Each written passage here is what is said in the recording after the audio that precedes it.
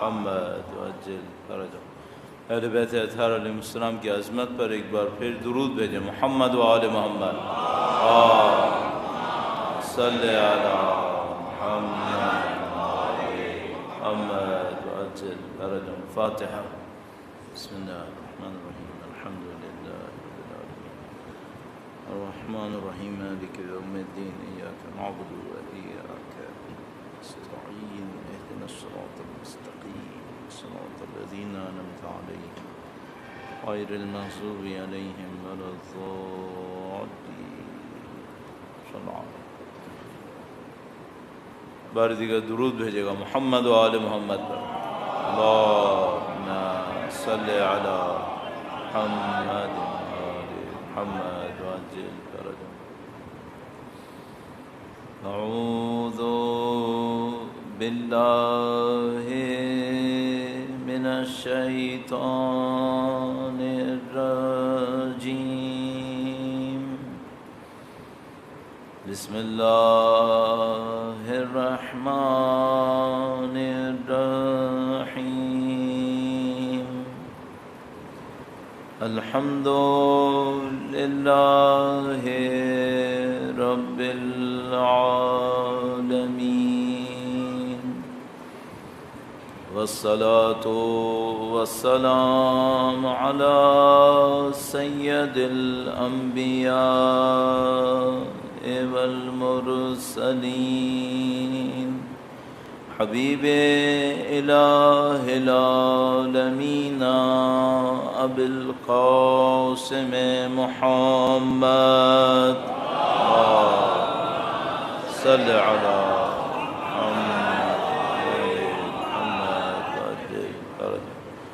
وعلى آلہ الطیبین الطاہرین، سیما بقیت اللہ فی الأراضین۔ قال اللہ تعالی فی کتابہ الکریم، بسم اللہ الرحمن الرحیم، ام حسبت ان اصحاب الكهف والرقیم كانوا من آیاتنا عجبا۔ درود بھیجے گا محمد و آل محمد۔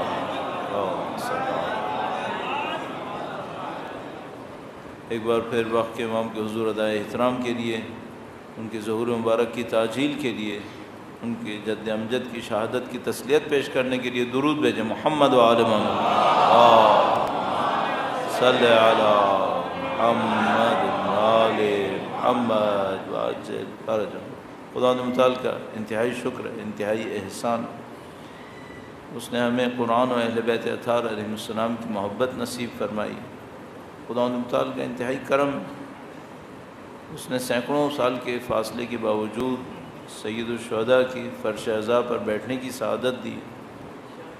اہل بیت اطہار علیہ السلام کی محبت سے ہمارے دلوں کو نورانی کیا ہے، ان کی نظر لطف کو حاصل کرنے کے لیے اس دعا کے ساتھ کہ مرتے دموں تک ہمیں اہل بیت کے جانثاروں میں قرار فرمائے، قیامت تک ہماری تمام نسلوں کو اہل بیت کے وفاداروں میں قرار فرمائے، ان کے وارث کے ظہور کا دن دیکھنا نصیب فرمائے، ان کی نصرت اور اس راہ میں شہادت نصیب فرمائے۔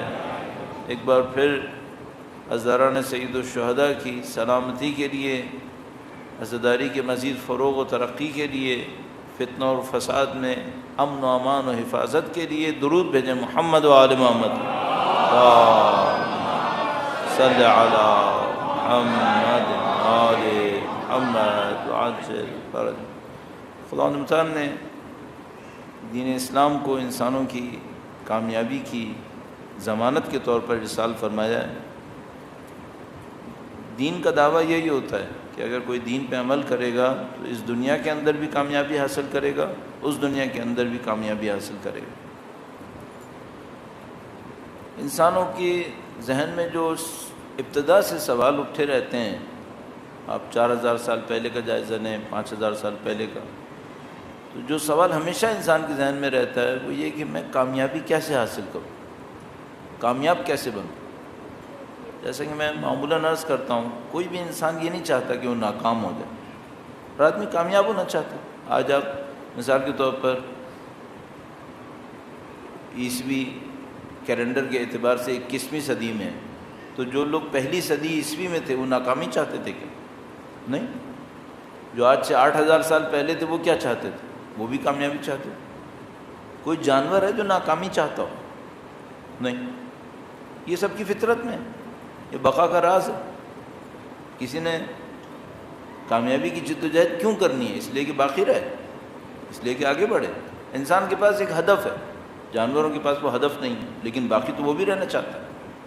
یہ جو جانور ایک دوسرے کے ساتھ لڑتے ہیں، جھگڑتے ہیں، اپنی بقا کی جنگ لڑتے ہیں، ان کی بقا کے پیچھے ہدف نہیں ہوتا۔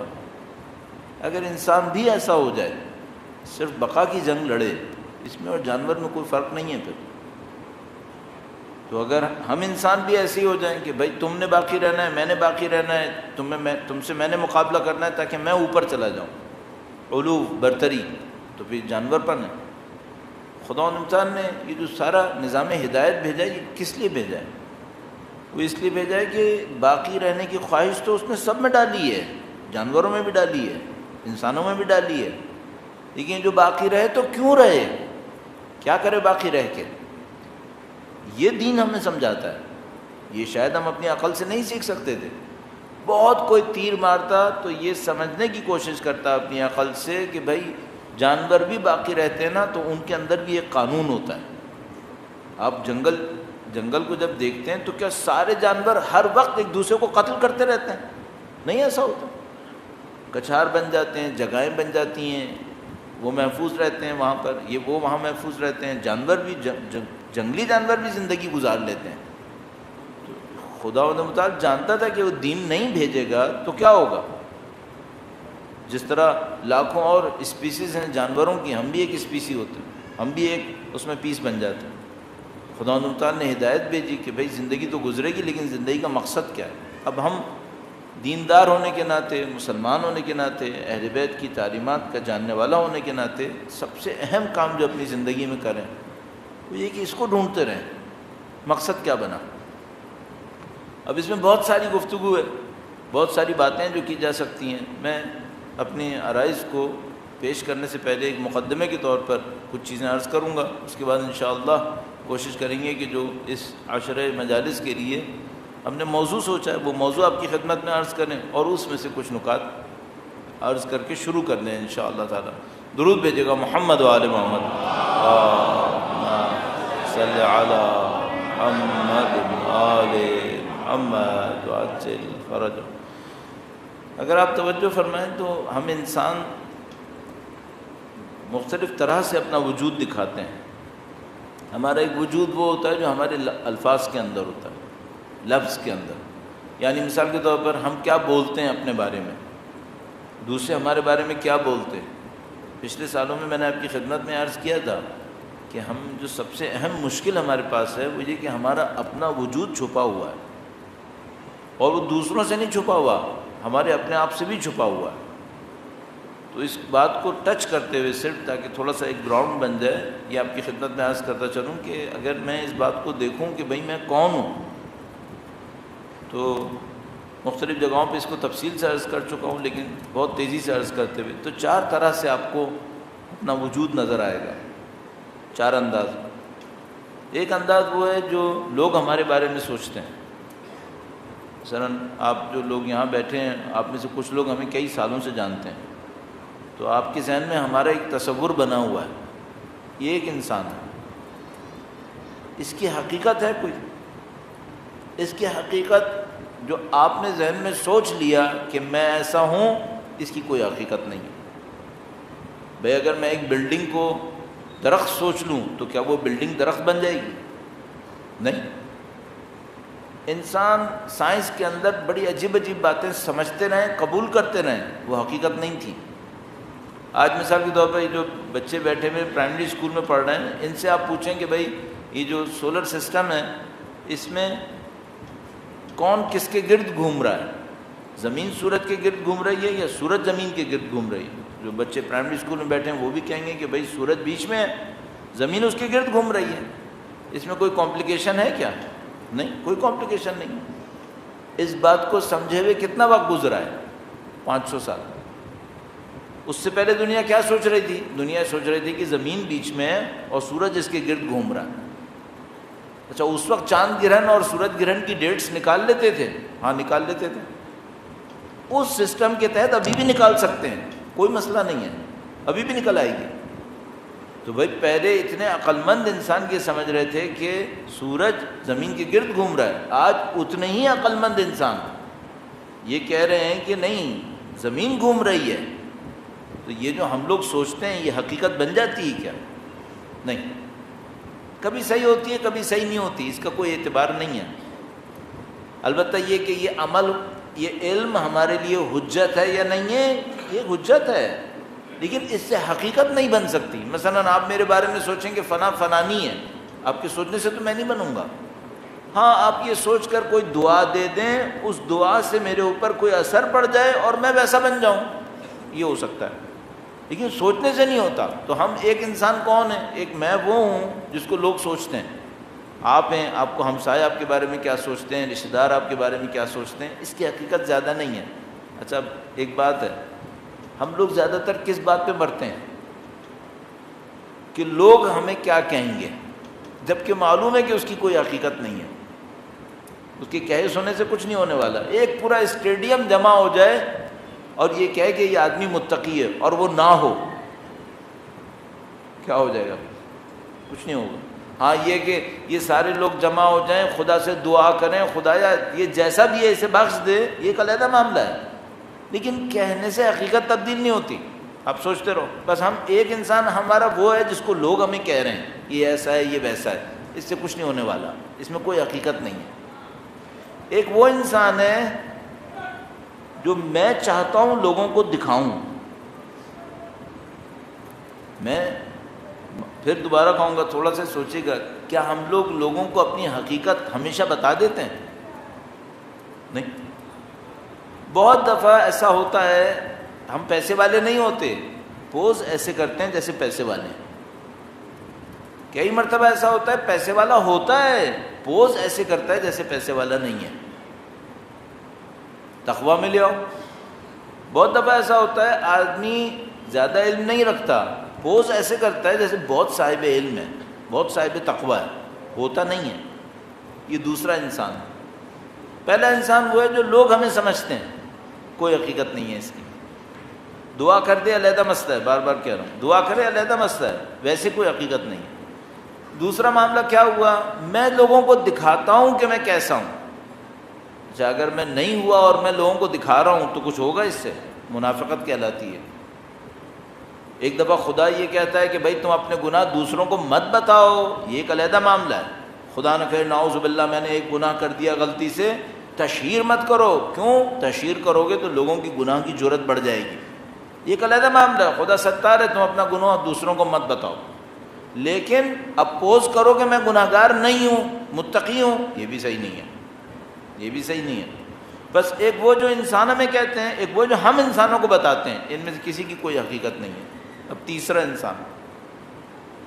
انسان وہ ہے جو ہم اپنے آپ کو سمجھتے ہیں۔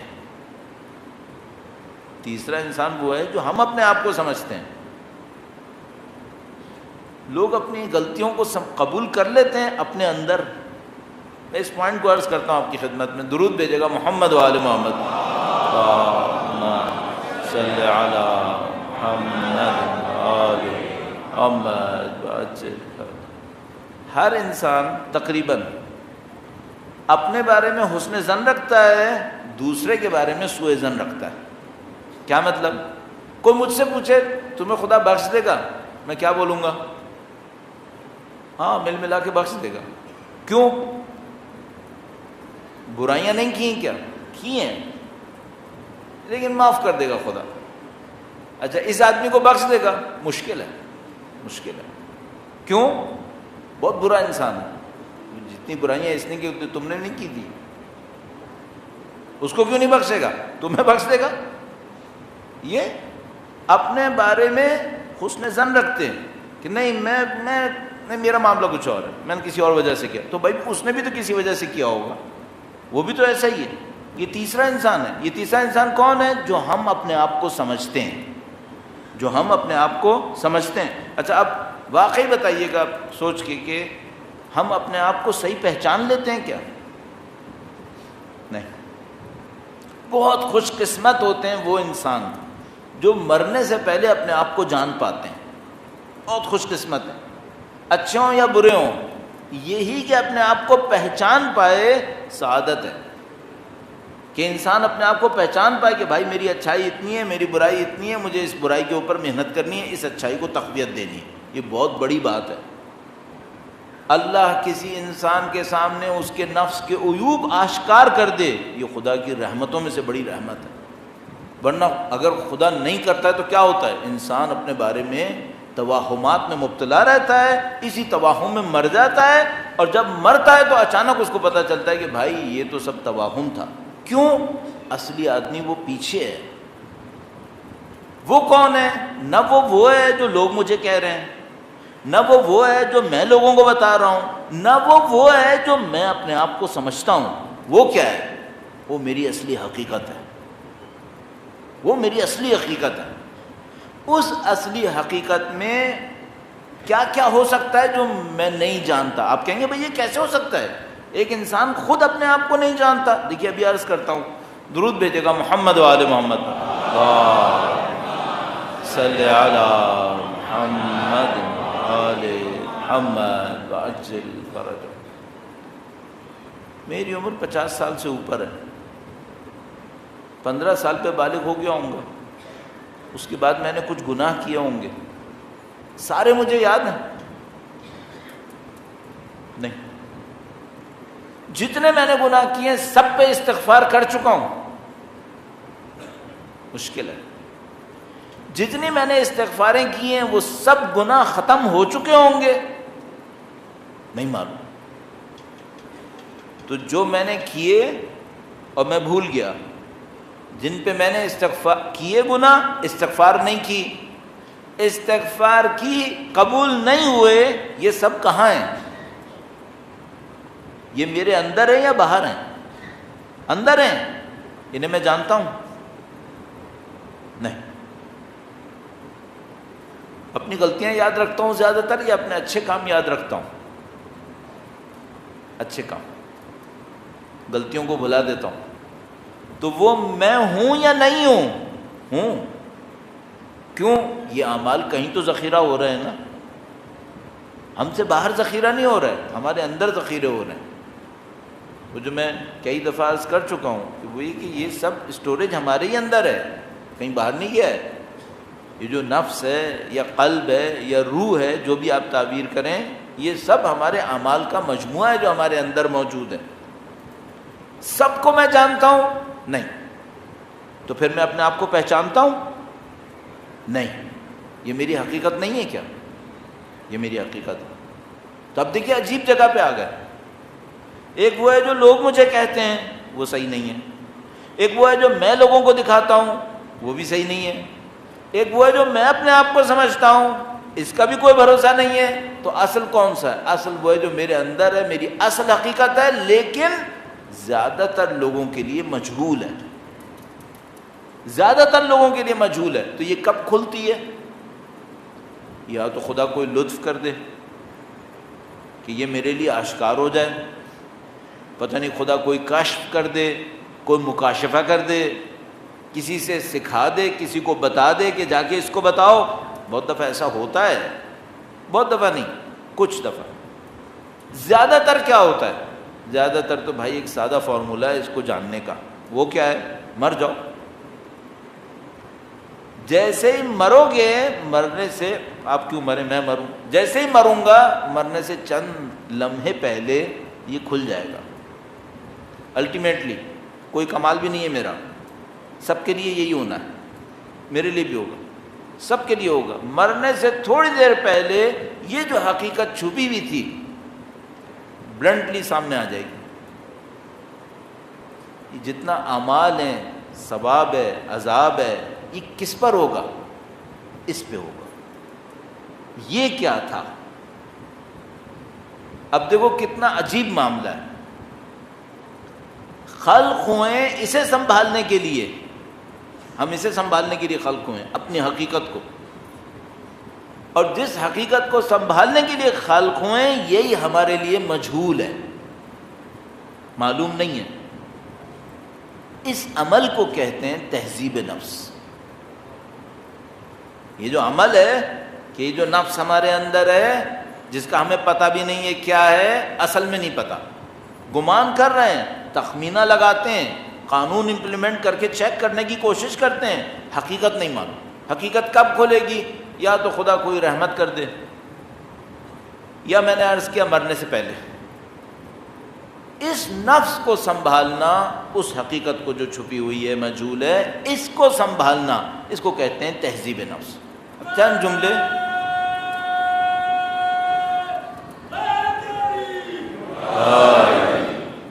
جملے تہذیب نفس کے حوالے سے عرض کروں گا. درود بھیجے گا محمد و آل محمد. صلی علی محمد و آل محمد وعجل فرجہ. ایک بار پھر اپنے اذہان کی تازگی کے لیے، ذہنوں کی تازگی کے لیے، اور انشاءاللہ اگر تھوڑی گرمی بھی لگ رہی ہو تو وہ گرمی بھی دور ہو جائے، درود بھیجیں محمد و آل محمد.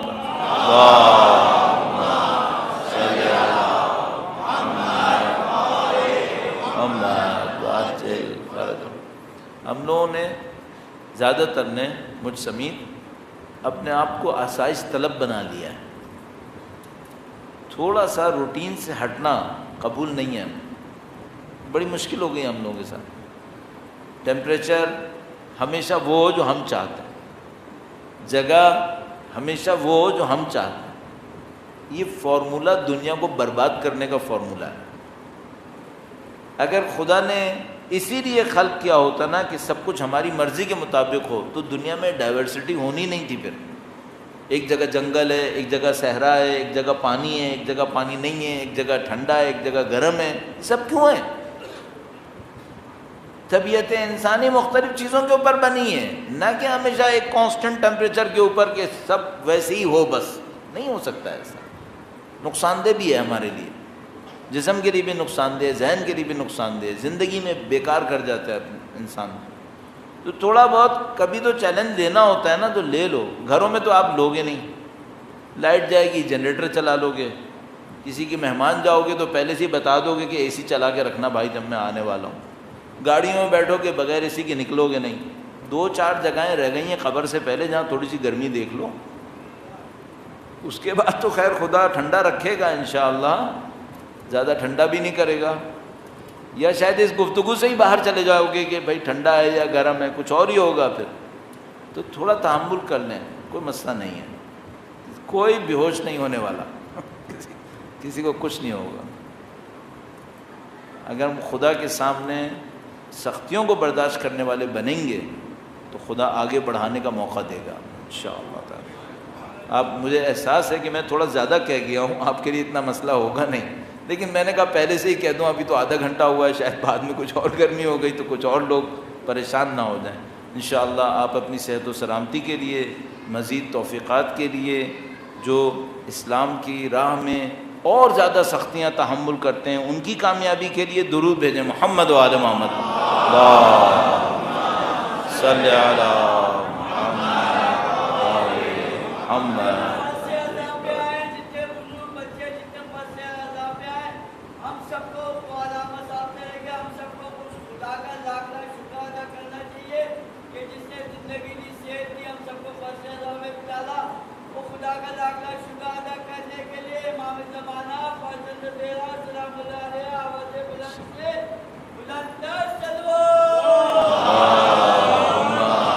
صلی علی محمد آل محمد عجل فرج. ہمارے یہاں اسلامک سائنسز ہیں، ان کے اندر ظاہر ایک علم اخلاق ہے. علم اخلاق کا کام یہ ہے کہ انسان کی تربیت کیسے ہونی چاہیے، انسان اپنے آپ کو بہتر کیسے بنائے اخلاق کے میدان میں، اور اس کے اوپر پورا سائنس بنا ہوا ہے. یہ میں صرف تعارف کی خاطر بہت دفعہ کہہ چکا ہوں، لیکن دوبارہ عرض کر رہا ہوں. دیکھیے ہم اور آپ جو لوگ علمی لحاظ سے مدرسوں میں نہیں پڑھے یا مثال کے طور پر اسلامی علوم کو باقاعدہ حاصل نہیں کیا، انہوں نے علم اخلاق نہیں پڑھا ہوتا، انہوں نے اخلاقی نصیحتیں پڑھی ہوتی ہیں، معمولاً علم اخلاق نہیں پڑھا ہوتا۔ علم اخلاق پورا ایک علم ہے، پورا ایک سائنس ہے۔ مثلا جن لوگوں نے گھروں میں پانی استعمال کیا ہے، پینٹس استعمال کیے ہیں، کھانے بنا رہے ہیں، یہ سب لوگ کیمسٹ ہیں کیا؟ کیمسٹری کے ایکسپرٹس ہیں؟ نہیں۔ تو یہ کیمیکلز استعمال نہیں کرتے کیا؟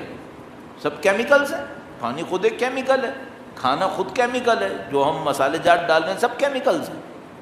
تو یہ کیمسٹ ہیں؟ نہیں، کیمسٹ نہیں ہیں، لیکن کیمیکلز استعمال کرتے ہیں۔ آپ گاڑی استعمال کرتے ہیں، آپ میکینک تھوڑی ہیں۔ اسی طریقے سے آپ علم اخلاق کو اپنی زندگی میں استعمال کر رہے ہیں، عالم باخلاق علم اخلاق نہیں ہے، ایک علم اخلاق ہوتا ہے، پوری سائنس ہے یہ۔ ہاں کچھ کتابیں ہیں جو بیچ میں لوگوں کے لیے لکھی گئی ہیں کہ عام انسان اگر علم اخلاق سیکھنا چاہے تو کیا کرے، ایسی کتابیں ہیں موجود، علم اخلاق کی کورس بن گئی ہیں، لیکن وہ عام لوگ بھی اسے پڑھتے ہیں۔ مثلا جیسے عروج السعادہ، جیسے جس کو اردو میں عروج السعادہ کہتے ہیں، اصل میں معراج السعادہ ہے، یہ پورے علم اخلاق کی علم اخلاق کا ایک ٹیکسٹ بک ہے یہ، لیکن عام آدمی بھی پڑھ سکتے ہیں اسے، اس میں کوئی مسئلہ نہیں ہے۔ تو یہ جو ہمارے پاس علم اخلاق ہے، اس میں مختلف اصطلاحات استعمال ہوتی ہیں۔ اس میں مثلا ایک اصطلاح استعمال کرتے ہیں تزکیہ نفس، ایک استعمال کرتے ہیں تہذیب نفس۔ ہم نے اپنے موضوع کے لیے یہ جو 10 مجالس ہیں، اس عشرے کے لیے ہم نے موضوع رکھا ہے تہذیب نفس، لیکن تہذیب نفس ایک خاص نقطہ نظر سے، وہ میں بھی آپ کی خدمت میں عرض کروں گا۔ پہلے میں تہذیب نفس کو تھوڑا سا عرض کرنا چاہ رہا ہوں چند منٹس کے لیے۔ درود بھیجے گا محمد و آل محمد، اللہم صلی علی محمد و آل محمد وعجل فرج۔ تہذیب کا مطلب کیا ہوتا ہے؟ ویسے تو ہمارے یہاں تہذیب اردو میں سویلائزیشن کے معنی میں آتی ہے، ثقافت اور تہذیب، تہذیب ثقافت اس معنی میں، لیکن بہرحال اردو میں جو تہذیب ہے وہ عربک کی تہذیب سے مختلف ہے۔ عربک میں، عربی زبان میں تہذیب کا مطلب سویلائزیشن جو ہم لے رہے ہیں اس وقت کم از کم نہیں لے رہے ہیں۔ مثلا اگر ہم نے عشرہ مجالس کا عنوان رکھا ہے تہذیب نفس، تو ہم یہ نفس کی سویلائزیشن کے اوپر بات نہیں کر رہے ہیں، یہ کچھ اور ہے۔ وہ کیا ہے؟ تہذیب کا مطلب جو عربی میں لیا جاتا ہے وہ یہ ہوتا ہے کہ جیسے ایک درخت ہے، اس میں کچھ شاخیں ادھر نکل گئی ہیں، کچھ شاخیں ادھر نکل گئی ہیں۔ آپ نے دیکھا ہے نا، بعض درختوں کو کاٹ پیٹ کے شکلیں بنا دی جاتی ہیں، تو مثلا کسی سے کوئی جانور کی شکل بنا دی، کسی سے کوئی اور شکل بنا دی۔ یہ جو درخت کو، پودے کو کاٹ چھانٹ کیا جاتا ہے تاکہ یہ خوبصورت نظر آئے، صحیح ہے، اس عمل کو کہتے ہیں تہذیب، اس کو کہتے ہیں تہذیب۔ کاٹ چھانٹ کرے، ذرا خوبصورت سا بنا دے، اس کو کہتے ہیں تہذیب۔ اسی طرح مثلا کتابوں میں کہتے ہیں تہذیب، مثلا یہ کتاب اس نے تہذیب کی۔ ہم جب قم میں ہوتے تھے تو پرانی ٹیکسٹ، بہت پرانے زمانے کی جو کتابیں لکھی تھیں یہ دوبارہ سے چھاپی جاتی تھیں۔ انقلاب کے بعد جو بہت بڑا ایک کارنامہ پوری دنیا میں ہوا وہ یہ کہ ہماری جو پرانی کتابیں سینکڑوں سالوں سے لائبریریز میں پڑھی تھیں وہ نکل نکل کے چھپی ہیں۔ تو مثال کے طور پر ایک کتاب ہے، کوئی قلمی نسخہ، ہینڈ ریٹن قلمی نسخہ اس کا، مثلا 800 سال سے فلاں کتاب خانے میں تھا، 400 سال سے فلاں کتاب خانے میں رکھا تھا۔ اب ایک کتاب ہے مثلا ایسی میرے ذہن میں آ رہا ہے جیسے بصائر الدرجات، اہل بیت کے فضائل کے اوپر یہ کتاب ہے، اور یہ بہت پہلے کی لکھی ہوئی ہے، یعنی کتب اربعہ سے پہلے کی لکھی ہوئی کتاب ہے۔ شیخ کلینی نے اس سے سند لی ہے، اس سے روایت لی ہے۔ تو کب کی لکھی ہوئی کتاب ہے؟ مثلا 1200 سال پہلے تقریباً لکھی ہوئی کتاب ہے۔ اب یہ کتاب خانوں میں قلمی نسخے میں تھی، پرنٹ بھی ہوئی، کبھی ختم ہو گئی۔ تو اب مثال کے طور پر کوئی آدمی کیا کرتا ہے، وہ جاتا ہے ایک کتاب خانے سے قلمی جو نسخہ تھا اس کی اسکیچز بنائے گا، فوٹوز بنائے گا، دوسرے کتاب خانے میں ایک اور قلمی نسخہ لکھا ہے۔ اچھا، ہر قلمی نسخہ تو ایک جیسا نہیں ہوتا، ہاتھ سے لکھا ہے نا کسی نے، ایک روایت ادھر کم ہو گئی، ایک روایت ادھر مثال کے طور پر کچھ اور ہو گئی، اس نے حاشیے میں یہ لکھ دیا، اس نے حاشیے میں لکھ دیا۔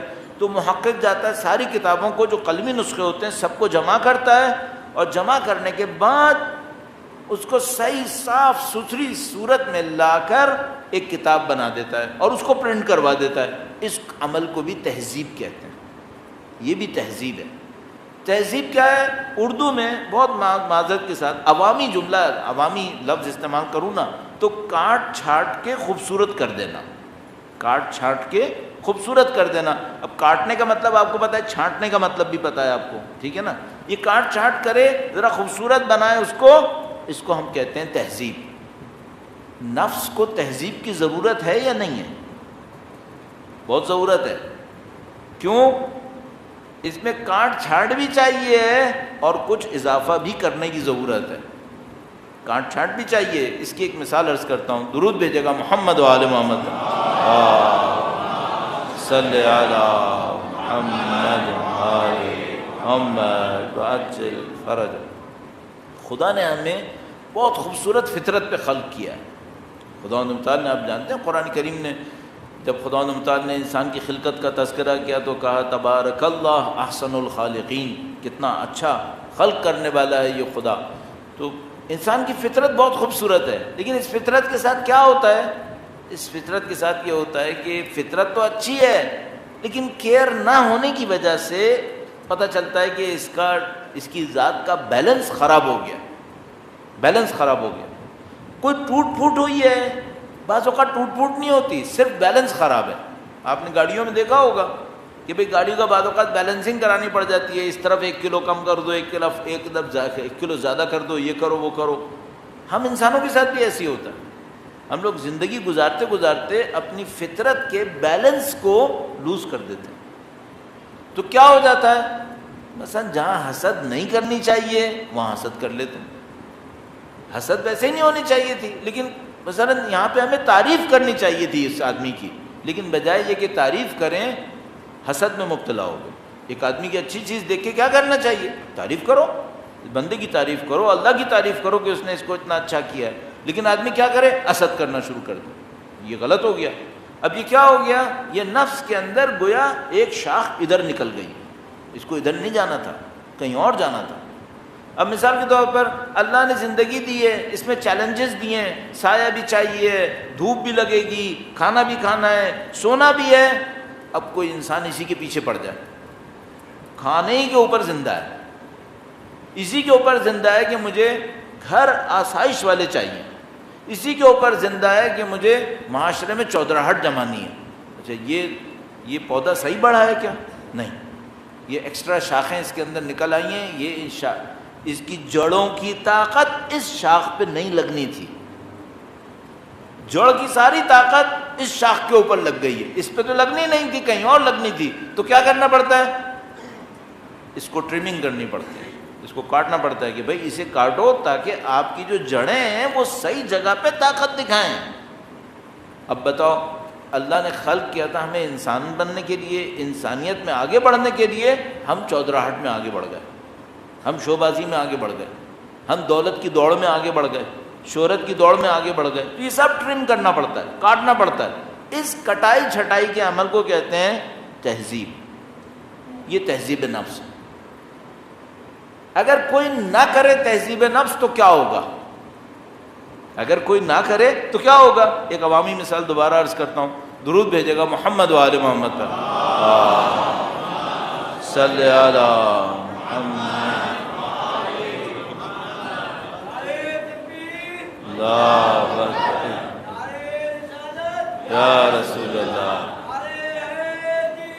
یا سلام اللہ. اللہم صلی علی محمد آل محمد وعجل فرج. عشرے کی پہلی مجلس میں لوگ زیادہ آ جاتے ہیں یہ سوچ کے کہ شاید کام کی بات کہے گا. پھر جب انہیں پتہ چل جاتا ہے کہ زیادہ کام کی بات نہیں کہے گا تو اگلے دن سے کم ہو جاتے ہیں. تو آج پہلا دن ہے اس لیے لوگ زیادہ آ گئے. تو کہہ رہے ہیں تھوڑا سا آگے آ جائیں تاکہ پیچھے لوگ بن جائیں. درود پڑھتے ہوئے تھوڑا سا آگے آ جائیے. درود بھیجیں محمد و آل محمد. صلی علی محمد محمد. ایک بار پھر درود بھیجیں محمد و آل محمد. صلی علی محمد آل محمد وعجل فرج. ایک بار پھر اللہم صلی علی محمد آل محمد وعجل فرج. مجھے خود اچھا نہیں لگتا جو لوگ بیٹھ گئے ہوں ان سے کہوں اٹھ کے آئیں. پتہ نہیں کیوں انسان باہر 5 کلومیٹر چل جاتا ہے لیکن یہاں 2 قدم اٹھانا بڑا سخت لگتا ہے. مجھے بھی سخت لگتا ہے جب میں بیٹھا ہوتا ہوں. لیکن یہ ان آرگنائز بیہیویئر ہے. اگر آرگنائز بیہیویئر کیا ہونا چاہیے تھا؟ جب آپ سے کہیں آگے آ جائیں نا تو سب لوگ چند قدم آگے آ جائیں. اب بیچ میں سے کچھ لوگ اپنی جگہ نہیں ہل رہے, کچھ لوگ یوں سائڈ سے نکل کے آ رہے ہیں. یہ کیا ہے؟ یہ ان آرگنائز بیہیویئر ہے. اس معاملے میں جو آرمی وغیرہ ہوتی ہے بڑی ٹائٹ ہوتی ہے کہ آپ نے ایک قدم کہا سب ایک قدم آگے آ گئے. تو تھوڑا سا کوشش کریں ہم لوگ جب اپنی زندگی میں عمل کریں تھوڑا سا آرگنائزڈ ہو جائیں, لیکن اس کے لیے کنٹرول چاہیے ہوتا ہے. اب ایک بندہ کہتا ہے میں نہیں ہلنا چاہ رہا, 2 آگے پیچھے سے ادھر ادھر ہل جائے, یہ صحیح بات نہیں ہے. جب قوم کے اندر بیٹھے ہوتے ہیں نا تو کچھ اپنی مرضی کے خلاف بھی کرنا پڑتا ہے, ورنہ قوم نہیں بنتی, پھر یہ بکھری رہتی ہے. تو سب کو ساتھ چلنا پڑتا ہے. بعض اوقات سمجھ میں آ بھی رہا ہوتا ہے کہ میرے کیے بغیر بھی کام چل جائے گا, لیکن اگر کوئی نہیں کرے گا تو کیا ہوگا؟ اس کے نہ کرنے سے دوسروں کو نہ کرنے کی تشویق ملے گی. پھر صحیح ہے کہ میرے کرنے سے کوئی اثر نہیں پڑے گا, لیکن اگر میں نہیں کروں گا تو کیا ہوگا؟ 4 آدمی مجھے دیکھ کے رک جائیں گے. صحیح ہے, اس کا نقصان میرے نہ کرنے سے بھی زیادہ ہے. صحیح ہے. تو اس خاطر جب قوم کا معاملہ ہو, نظم و ضبط کا معاملہ ہو تو پھر اپنی نہیں چلاؤ, تھوڑا سا ساتھ دے دو, اس سے بھلائی بہت پھیلتی ہے. درود بھیجیں محمد و آل محمد. صلی علی محمد و آل محمد وعجل فرج.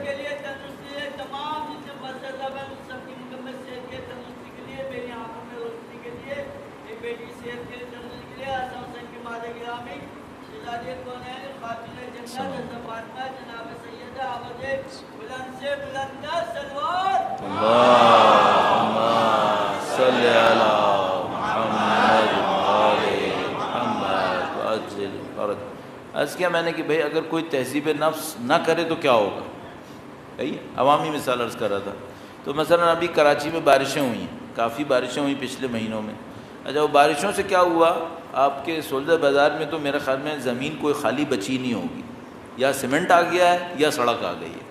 ایک لے دے کے وہ نشتہ پاک رہ گیا ہے لیکن اس کے اوپر بجری اتنی پڑی ہے کہ اب اس میں زمین سے کچھ نہیں اگنا ہے.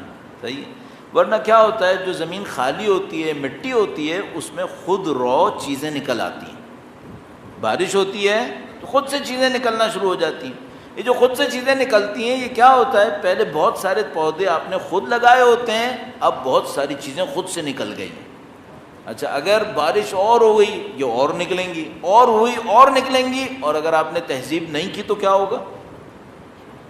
اب جو آپ نے لگایا تھا وہ غائب, اور یہ جو جنگلی تھا یہ اوپر آ گیا. صحیح. جس معاشرے میں تہذیب نہیں ہوتی نا اس میں یہ ہوتا ہے, اس میں جنگل اوپر آ جاتا ہے, پودے غائب ہو جاتے ہیں, پھر جھاڑیاں بن جاتی ہیں ساری. اچھا, ان پودوں میں جان نہیں ہوتی, یہ جو خودرو نکلنے والے ہوتے ہیں نا ان میں جان نہیں ہوتی. میں خود اپنے گھر پہ پودوں پہ تھوڑا بہت دیکھتا ہوں تو میں ہمیشہ یہ دیکھتا ہوں یہ جو خودرو ہوتے ہیں یہ بعض اوقات بڑے بڑے ہو جاتے ہیں, ان کی جڑوں میں دم نہیں ہوتا, یوں ہی کھینچو نکل جاتے ہیں. انسان بھی ایسے ہی, معاشرے بھی ایسے ہی. جن معاشروں میں تہذیب نفس نہیں ہوتی ان کے بندوں کو ہلانا بہت آسان ہوتا ہے. ایک آدمی ایک SMS ڈال دے, ایک میسج ڈال دے, ایک ویڈیو ڈال دے, جھوٹا سچا, تھوڑا اٹریکٹیو ہونا چاہیے, گیا قوم شکار. 20 کروڑ لوگوں کو گمراہ کرنے کے لیے, ٹریک سے ہٹانے کے لیے 10 منٹ کا کلپ کافی ہے. 20 کروڑ لوگوں کو, حد ہوتی ہے بھائی. تہذیب نہیں کرو گے یہ ہوگا. جتنی آپ کی بیوٹی ہے, جتنا آپ کا آرگنائز بیہیویئر ہے, سب ختم ہو جائے گا. کیوں؟ اوپر سے لگے گا سارا جنگل ہے. اب ایک عقل مند جو آپ کا مالی ہوگا وہ اندر آئے گا, پہلے تو اس جنگل کو دیکھے گا, تھوڑا افسوس کرے گا کہ بھائی کیا ہو گیا بھائی یہاں پہ. اس کے بعد وہ پلان کرے گا اتنے حصے کو اگر میں صاف کر دوں نا, یہ کٹائی چھٹائی کر دوں تو یہ والا پودا نظر آنا شروع ہو جائے گا. صحیح ہے. تھوڑی کٹائی چھٹائی کرے گا تو آپ کو نظر آئے گا کہ اس کے اندر بہت ساری خوبصورتیاں تھیں لیکن جھاڑیوں میں غائب ہو گئی ہیں. ہمارا معاشرہ بھی ایسے ہی ہے. ہمارے معاشرے میں خوبصورتیاں کم نہیں ہیں, بہت ہیں, لیکن اجاڑ کے اندر, جھاڑ کے اندر سب غائب ہو گئی, سب ختم. اب جو دیکھنے والا ہے وہ جنگل دیکھ رہا ہے, جبکہ اس کے نیچے کافی کچھ ہے, جس کے اس کے اندر طاقت ہے. نہیں ہوتی نا تو ہم یہاں تک نہیں آ سکتے تھے. ہم مزمحل ہو چکے ہوتے، ہم تو غائب ہو چکے ہوتے۔ یہ جو یہاں تک آئے ہیں، ہمارے پاس دو چیزیں ہیں، ایک تو حق کی طاقت، اہل بیت کا حق، دوسرا کچھ مخلص لوگوں کی قربانیاں ہیں۔ صحیح، ہاں میں قبول کرتا ہوں یہاں جنگل بہت ہے، جنگل بہت ہے، لیکن اس جنگل کے نیچے بہرحال ایک حق کی طاقت ہے، ایک زمین ہے جس کے اوپر اگر ڈھنگ سے کام کرو تو بڑے اچھے پھل نکلیں گے، بڑے اچھے درخت نکلیں گے۔ یہ حق کی طاقت 1400 سال سے اپنے آپ کو سنبھالے ہوئے ہے، اچھے مالی کے انتظار میں، اچھے مالی کے انتظار میں۔ تھوڑا جھاڑ ہٹاؤ، مالی آئے، کام کچھ اور ہونے والا ہے، کام کچھ اور۔ مت گھبراؤ، مت گھبراؤ، بہت خوبصورت مستقبل ہمارے پاس ہے۔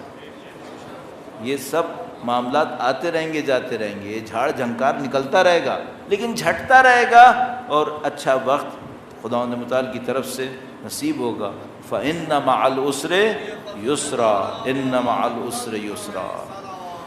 اللہم صلی علی محمد آل محمد وعجل فرج۔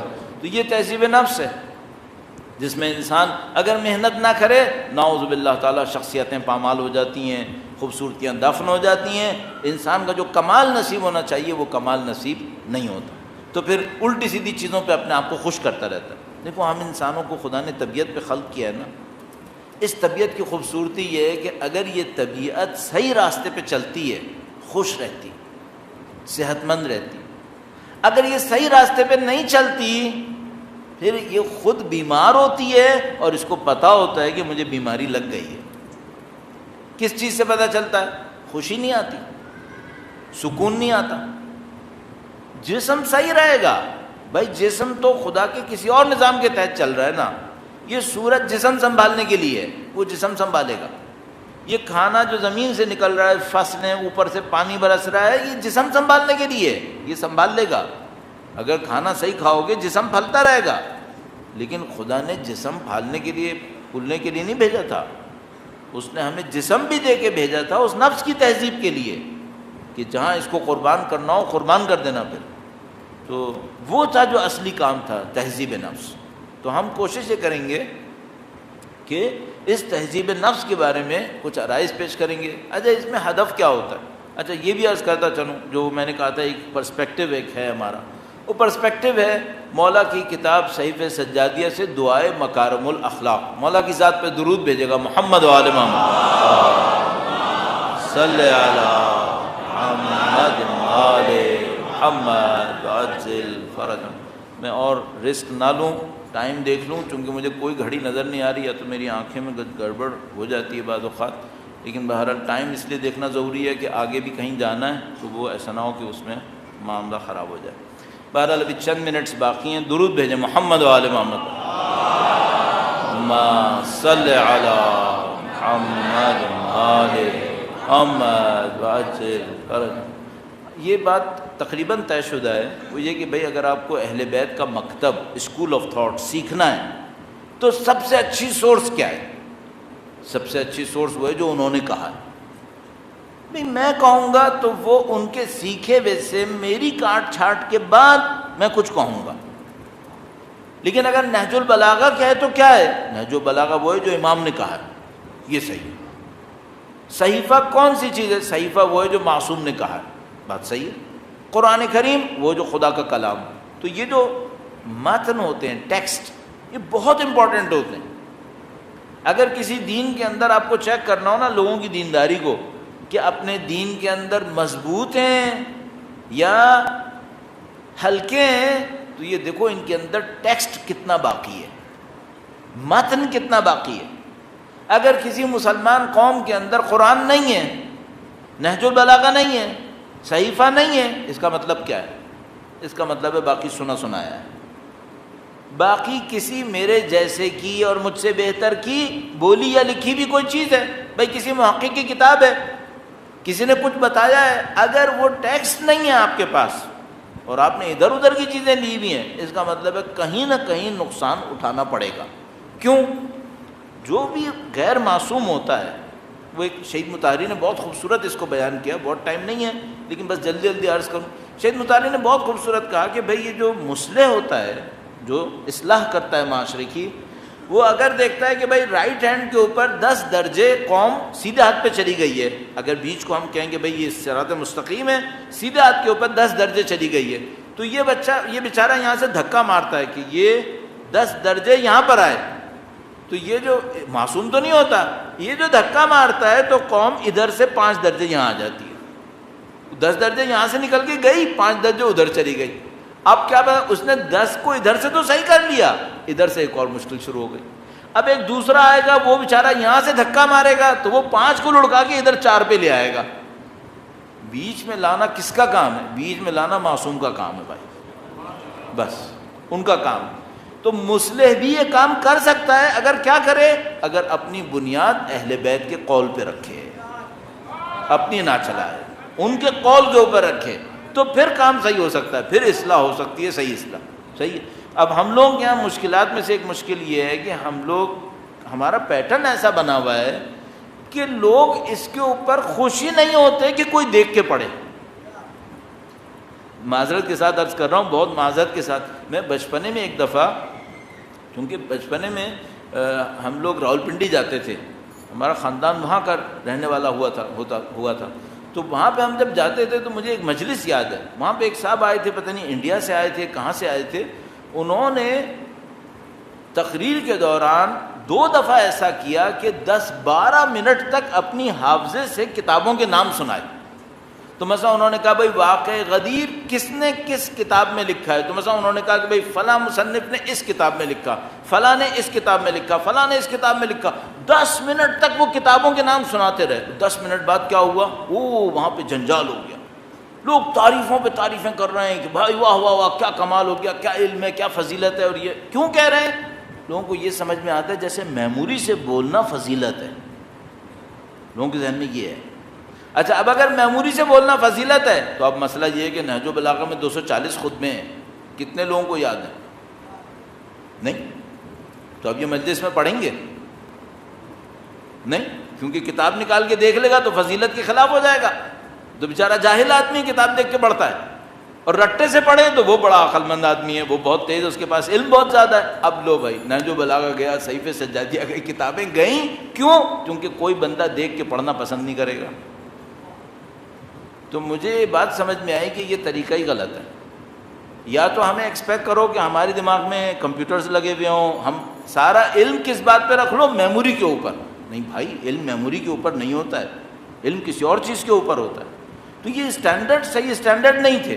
بہرحال یہ غلطی جو ہوئی وہ یہ ہوئی، اس کی وجہ سے ہم لوگ کتابوں سے دور ہو گئے. بہت کم لوگوں نے بہت کم کتابیں ایسی پڑھی ہوئی ہیں. تو مجھے سمجھ میں یہ آیا کہ بھئی کچھ نہ کچھ ایسا کیا جائے کہ یہ جو متن ہیں، ٹیکسٹ ہیں، یہ زندہ ہونے چاہیے، ان کی طرف دوبارہ توجہ ہونی چاہیے. الحمدللہ کافی توجہ آئی ہے ہمارے معاشرے کے اندر. پہلے شاید اتنا زیادہ تصور میں نہیں تھا کہ بھئی ہمیں ان پہ کام کرنا ہے، لیکن اب الحمدللہ معاشرہ تھوڑا سا تیار ہوا ہے. تو ہم نے اس عشر مجلس کے لیے جو موضوع رکھا وہ تہذیب نفس ہے، لیکن تہذیب نفس مولا کی کتاب میں جو دعائے مکارم الاخلاق ہے، اس دعائے مکارم الاخلاق کے سائے میں. تو ہم ہر روز یہ کریں گے کہ تہذیب نفس کا کوئی ایک چیپٹر لیں گے، اس کے اوپر عرائض پیش کریں گے، اور اس میں پہلے دعائے مکارم الاخلاق یا بیچ میں دعائے مکارم الاخلاق کے کچھ جملے پڑھیں گے، تاکہ اس کو امپلیمنٹ کریں کہ امام نے اس کو کیسے بیان فرمایا ہے، اور اس سے ہمیں ہدایت لینی ہے. درود بھیجے گا محمد و آل محمد پر. صلی علی محمد عجل فرج. اب میں ایک اور کوشش بھی کر رہا ہوں، تقریباً چونکہ اب اس بات سے فارغ ہو گیا ہوں کہ مثلا مجھے چیزوں کو بنانا ہے، اب بنانے کے معاملے سے میں نکل گیا. اب کوشش نہیں کرتا کہ میں اچھا بناؤں، یہ کروں وہ کروں. تو میں یہ کوشش کر رہا ہوتا ہوں کہ جو میں مجلس پڑھوں اس سے میں سیکھوں، خود میرے اوپر اثر پڑے. تو حقیقت یہ کہ میں بہت عرصے سے سوچ رہا تھا کہ دعائے مکارم الاخلاق کے اوپر کوئی کام کروں. اچھا، لکھنے لکھانے کا رہا نہیں میں، اب میں بولنے کا رہ گیا ہوں. کوئی مجھ سے کہتا ہے تو میں کہتا ہوں بھائی اب میں پڑھا لکھا اتنا نہیں ہوں کہ میں لکھنے پہ جاؤں، اب میں بس بولنے کا رہ گیا ہوں. تو مجھے جب اپنے اوپر کوئی محنت کرنی ہوتی ہے تو میں بولنے میں لے آتا ہوں اسے، کیونکہ میں لکھوں گا ہی نہیں، میں اتنا بولو نا اہل ہو گیا اس معاملے میں. تو پھر مجھے یہ سمجھ میں آتا ہے کہ بھئی یہ جو عشرہ مجالس ہیں ان میں ان کو لے آؤ تاکہ میں جبراً کم از کم اس کو پڑھنے پہ مجبور ہو جاؤں، اس پہ محنت کروں گا، لوگوں کے سامنے بولوں گا، تھوڑا پھر خود بھی مجھے بھی شرم آئے گی کہ بھائی اتنا بول رہے ہو، کم از کم عمل بھی کرو اس کے اوپر۔ تو زندگی میں 4 قدم اگر بڑھانے تھے تو کم از کم آدھا 1 قدم تو بن جائے گا یہ عشرہ بھی۔ یہی میں آپ سے بھی کہوں گا، عشرہ مجالس کو صرف آنا جانا مت لو ثواب کی غرض سے۔ ثواب کی غرض اچھی ہے، ثواب ہر صورت مل جائے گا انشاءاللہ۔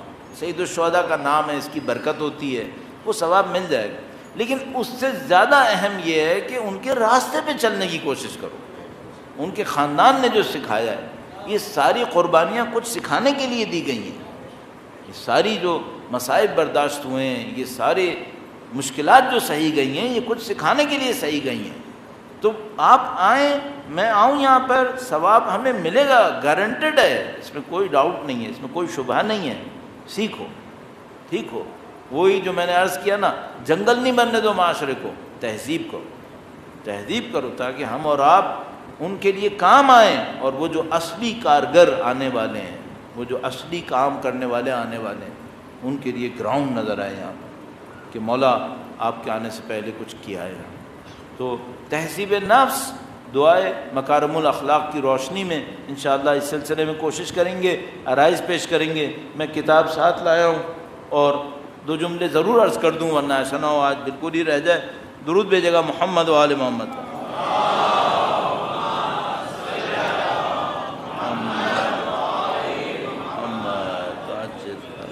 ایک بار پھر درود بھیجے گا محمد و آل محمد۔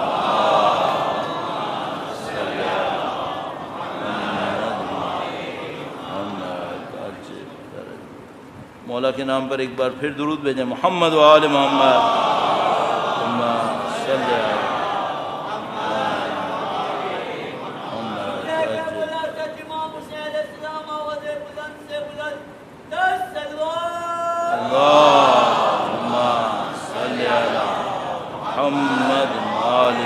محمد وعجل فرجہ۔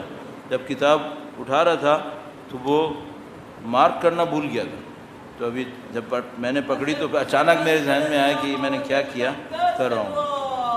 اللہم صلی علی محمد محمد وعجل فرجہ۔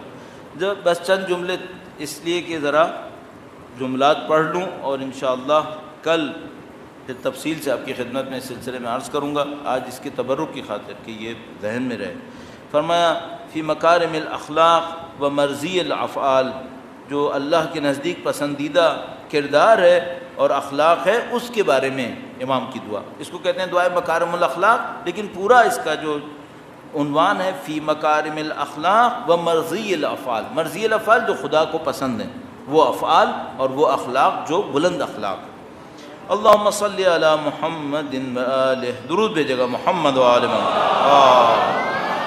صلی علی محمد و آل محمد وبلغ بإیمانی اکمل الایمان واجعل یقینی افضل الیقین وانتہی بنیتی الی احسن النیات وبعملی الی احسن الاعمال۔ اللہم وفر بلطفک نیتی وصحب ما عندک یقینی واستصلح بقدرتک ما فسد منی۔ امام نے دعا کی بالکل ابتدا میں جو مقصد ہے، کرنا کیا ہے، اس کو پہلے 4 جملوں میں بتا دیں۔ یہ کرنا ہے، شروع بالکل وہاں سے کیا کہ جو سب سے بڑا ٹارگٹ ہے، وہ ٹارگٹ بہت اختصار کے ساتھ، چونکہ وقت ختم ہو گیا، 4 چیزوں کے اندر ہماری زندگی خلاصہ ہو جائے گی اینڈ میں جا کے۔ وہ کیا؟ کچھ ہمارے اعمال ہیں جو جسم سے ظاہر ہوں گے مختلف طریقوں سے، میں کل اس پہ عرض کروں گا۔ ایک ہماری اعمال کے پیچھے نیت ہے، اس نیت کے پیچھے ایک ہمارا یقین ہے، اس یقین کے پیچھے ایک ہمارا ایمان ہے۔ یہ 4 چیزیں ہیں، امام نے ان 4 سے شروع کیا کہ بھئی یہ 4 ہیں جس کے اوپر کام کرنا ہے، اور کل انشاءاللہ میں عرض کروں گا تھوڑا اس کے لیول۔ دیکھیے خود دیکھ کے سمجھ میں آ رہا ہے، یہ جو میں بول رہا ہوں یہ کیا ہے؟ یہ عمل ہے۔ اس عمل کے پیچھے ایک چھپی ہوئی چیز ہے، وہ کیا ہے؟ وہ میری نیت ہے۔ وہ جو نیت ہے وہ کہاں سے آئی ہے؟ کچھ چیزوں پہ میرا یقین ہے، اس سے میری وہ وہ نیت حاصل ہوئی ہے، اور وہ جو یقین ہے اس کے پیچھے کیا ہے؟ اس کے پیچھے ایک ایمان ہے۔ اگر کسی کا ایمان کنفرم ہو، اس کا مطلب کیا ہے؟ اس کا یقین صحیح ہے، یقین صحیح ہے، نیت بھی اچھی ہے اور عمل بھی صالح ہوگا۔ صحیح، اس کے اوپر غور کرنا ہے۔ اور پھر امام نے پوری دعا میں گویا انسانوں کو رہنمائی کی ہے کہ تمہیں چاروں کو صحیح کرنا ہے تو تمہیں کیا کرنا ہے۔ تو اس دعا کے اندر کچھ حصے ایسے ہیں جن کا تعلق عمل سے ہے، کچھ کا تعلق نیت سے ہے، کچھ کا تعلق یقین سے ہے، کچھ کا تعلق ایمان سے ہے، چاروں درجات سے ہے۔ تو انشاءاللہ شروع کریں گے، اور یہ تو مجھے پتہ ہے کہ میں بہت اچھا نہیں کروں گا، اس کا انصاف کوئی نہیں کر پائے گا، نہ میں تو خیر بالکل ہی نہیں کر سکتا، لیکن ہماری کوشش یہ ہوگی کہ بھئی ہر روز کچھ سیکھ کے اٹھیں، تاکہ انشاءاللہ ان کی طرف ہمارے قدم بڑھتے رہیں انشاءاللہ تعالی۔ ایک بار پھر مولا چوتھے سرکار کے حضور عرض ادب کے لیے درخواست پیش کرنے کے لیے کہ مولا اس کو سمجھنے میں ہماری نصرت فرمائیں، سعادتوں میں اضافہ فرمائیں۔ درود بھیجیں محمد و آل محمد، اللہم صلی علی محمد و آل محمد وعجل فرجہ۔ یہ جو ہم نے کہا کہ آپ آئیں گے تو ثواب تو ملے گا، اس میں تو ضمانت ہے، اس میں تو ضمانت ہے۔ کیوں ضمانت ہے؟ خدا انسانوں کو محبتوں کے اوپر جوڑتا ہے، محبتوں پہ جوڑتا ہے، دعووں پہ نہیں جوڑتا، دلوں کے اندر جو محبت ہے ان پہ جوڑ دیتا ہے۔ یعنی مثال کے طور پر اگر کسی کے دل میں کسی مومن کی محبت ہے تو خدا اس کو اس دنیا کے اندر اس مومن سے جوڑے گا۔ خدا نہ کرے کسی غلط کی محبت ہے تو خدا اس کو اسی سے جوڑ دے گا۔ تو دعووں کا معاملہ نہیں ہے، ناموں کا معاملہ بھی نہیں ہے، کہے کا معاملہ بھی نہیں ہے، معاملہ اندر کی محبت کا ہے۔ ہم لوگوں کو ایک بات کا یقین ہے، اور میں بعض اوقات ممبر پہ بیٹھ کے بھی کہہ دیتا ہوں، وہ یہ کہ میں خدا سے کہوں گا خدا ہے مجھے معلوم ہے میرے عمل کا حساب نہیں ہے، میں نماز پڑھتا ہوں پتہ نہیں دماغ میرا ادھر سے ادھر جاتا ہے، شاید پوری شرطیں بھی پوری کرتا ہوں یا نہیں کرتا ہوں مجھے نہیں معلوم، حقیقت یہ ہے۔ مثلا کوئی بھی کام کرتا ہوں نا، اس کی نیت کے اندر کیا نیت رہتی ہے، کل عرض کریں گے اس کے اوپر تھوڑا بہت، لیکن خدایا ایک بات دعوے سے کہہ سکتے ہیں، تو ہمارے دل میں جھانک کے دیکھ، ہم امام حسین کا احترام کرتے ہیں یا نہیں کرتے؟ ہمیں اور کچھ نہیں کرتے، ہمارا کوئی سرمایہ نہیں ہے، ہمارے اعمال میں طاقت نہیں ہے، لیکن ہم خدا سے کہہ سکتے ہیں کہ خدایا تو خود جانتا ہے، مقلب القلوب تو ہے، دلوں کے احوال جاننے والا تو ہے، تو خود جانتا ہے، اور تیرے نبی نے، ان کی اولاد طاہرہ نے ہم سے یہ کہا ہے کہ اگر کوئی میرے حسین کے غم میں رویا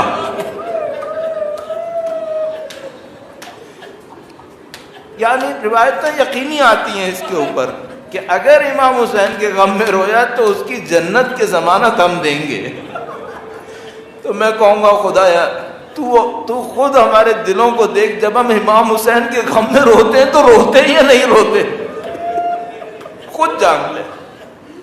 اور جب اس خاندان عطرت و طہارت کی مصائب کو یاد کرتے ہیں تو خدایا ہمارے دلوں پہ کیا گزر رہی ہوتی ہے۔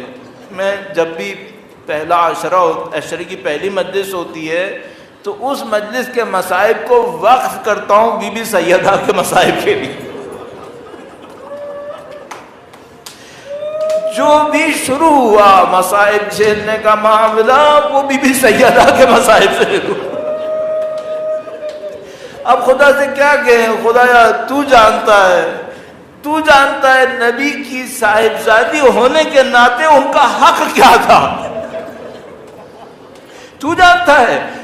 دنیا میں عام انسانوں کے لیے حکم دیا ہے کہ اگر کسی کے باپ کا انتقال ہو جائے تو تعزیت پیش کرو،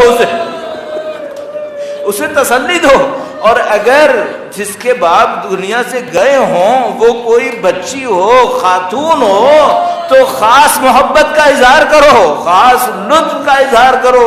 لیکن اے خدایا تو خود بتا، محمد رسول اللہ کی ایک ہی بیٹی تھی،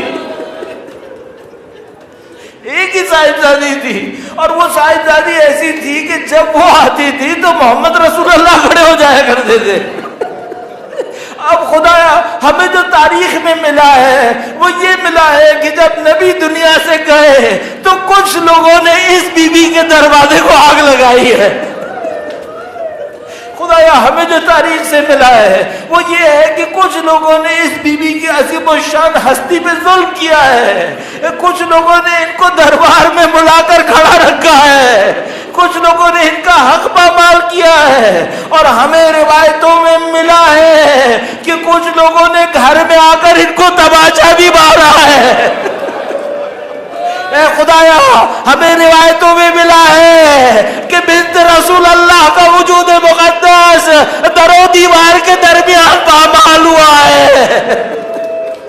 خدایا ہمیں پتہ چلا ہے کہ فاطمہ بنت محمد کا لاشا رات کی تنہائی میں اٹھا ہے، ان کی قبر مخفی ہو گئی ہے۔ اے خدایا اس غم پہ گریا ہے، کیوں فاطمہ کے ساتھ ایسا ہوا؟ اور بس تمام توجہ اس امام کی طرف ہے جس کو بی بی نے ضرب لگنے پر خود بھی پکارا تھا۔ روایت کہتی ہے جب بی بی کو ضرب لگی تو فرمایا یا مہدی ادرکنی، خدایا اسی امام سے التجا ہے، اس امام کے ظہور میں تعجیل فرما، منتقم خون کربلا کے ظہور میں تعجیل فرما۔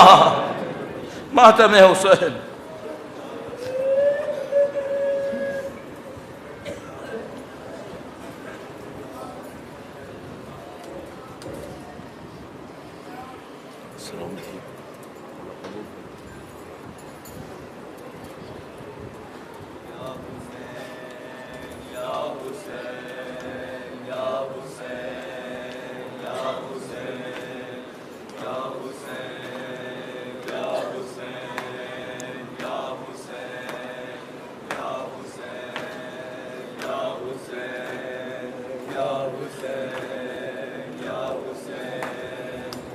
پردہ فرما گئیں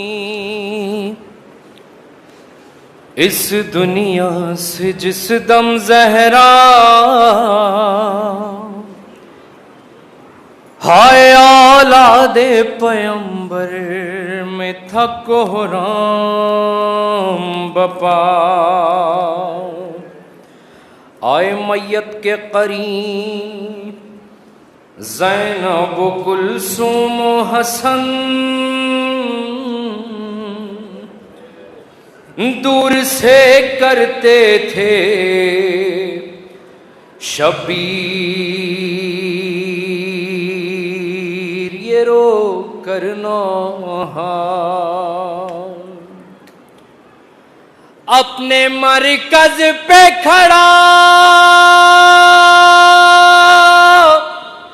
اشک بہائے گا حسین، اما